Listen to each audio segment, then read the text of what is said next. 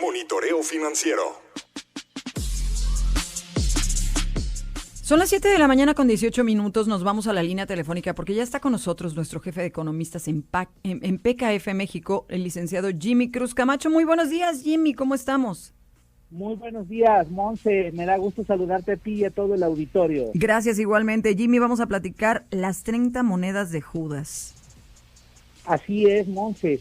Uno de los relatos más conocidos de la Biblia nos refiere que Judas Iscariote, uno de los 12 apóstoles de Jesús, antes de la última cena, acudió a conversar con los sumos sacerdotes del templo de Jerusalén y les preguntó: ¿qué me dan si les entrego a Jesús?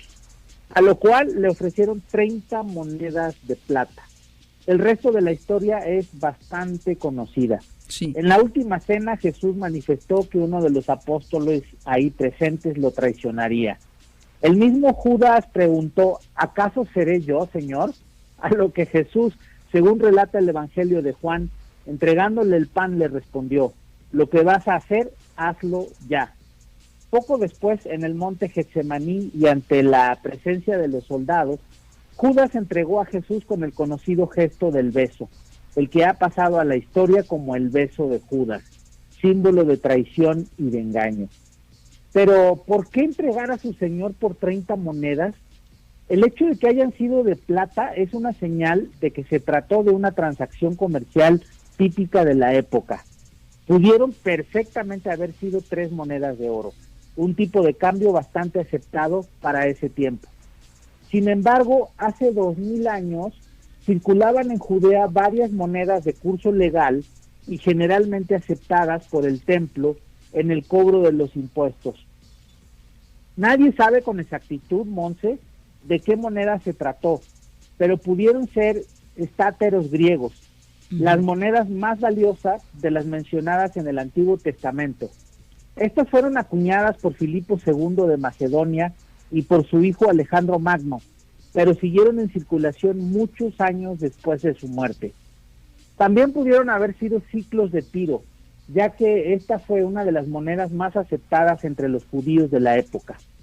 Esta moneda tenía un gran contenido de plata, alrededor del 97%, y era la más utilizada para el pago de los impuestos.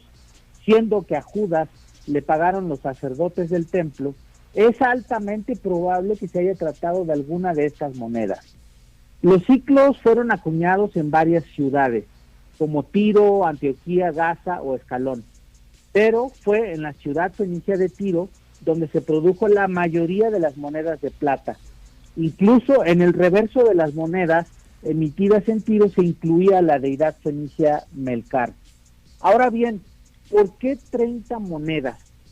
Aunque los 4 evangelios mencionan que hubo una transacción comercial, solo Mateo menciona la cifra de 30, un número de piezas equivalente a la mitad de 60.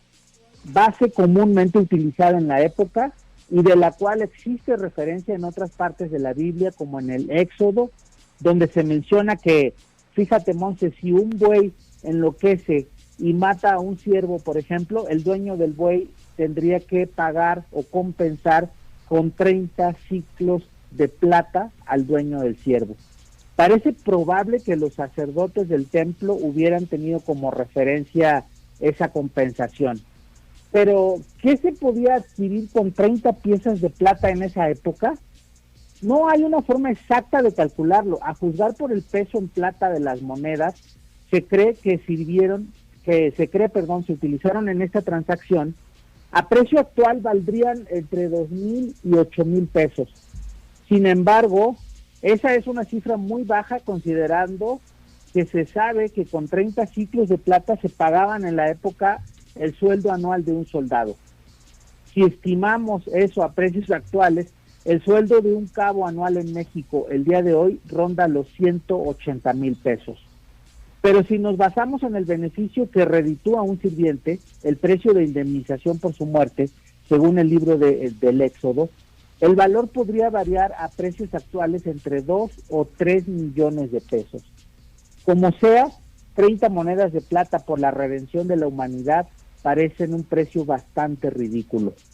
El Evangelio nos cuenta que un Judas desesperado intentó devolver las monedas al templo, pero no se las recibieron.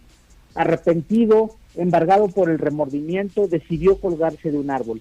Pasó a la historia como uno de los villanos favoritos en la memoria popular. El dinero es solo un medio de cambio. Puede o no tener un valor intrínseco, pero no es ni bueno ni malo en sí. Lo relevante es lo que hacemos con él o lo que estamos dispuestos a recibir o dar a cambio de dinero. Sin lugar a dudas, Monse, un tema para reflexionar en la Semana Santa. Totalmente. ¿Cuánto valemos, no? ¿Cuál es nuestra actitud ante el dinero? Así es. Los invito a suscribirse a mi canal de YouTube, Transfer Pricing in Touch, donde próximamente subiremos esta entrevista, y le quiero dar un agradecimiento especial a mi esposa, Alejandra Pacheco, quien siempre me apoya en la lectura e interpretación de los evangelios. Muchísimas gracias, licenciado Jimmy Cruz Camacho. Saludos a tu esposa. Que tengan una excelente semana de descanso, espero.